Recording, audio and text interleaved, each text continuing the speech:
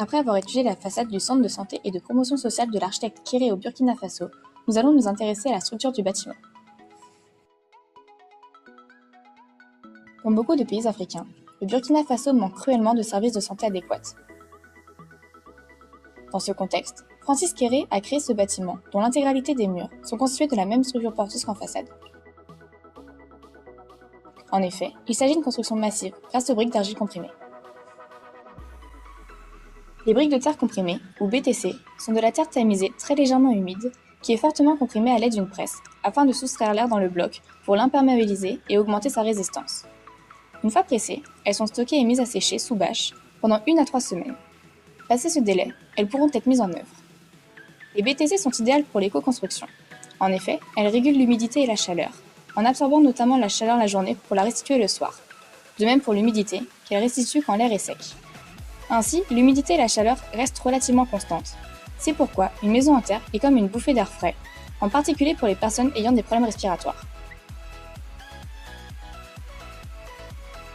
Les briques de terre comprimées possèdent également des qualités acoustiques et mécaniques, avec notamment une résistance à la compression en moyenne de 4 à 6 MPa.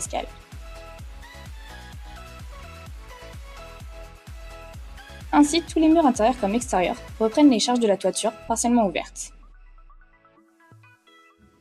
D'un point de vue fonctionnel, le centre comprend 3 unités organisées autour d'une salle d'attente centrale, une section de dentisterie, une section de gynécologie et d'obstétrique, et une unité de médecine générale. Salle d'examen, bureau, pharmacie et les 2 cours ouvertes complètent le complexe. Ainsi, certaines parties du bâtiment sont couvertes par des toits à faible pente possédant des ouvertures centrales, tandis que les cours possèdent des débords de toit soutenus par des poteaux couvrant ainsi les coursives.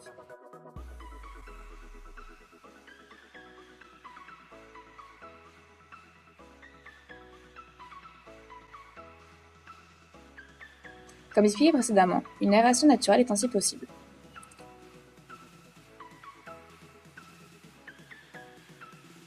La toiture est composée d'une ferme métallique, couverte d'une tôle métallique et d'un faux plafond en bois d'eucalyptus.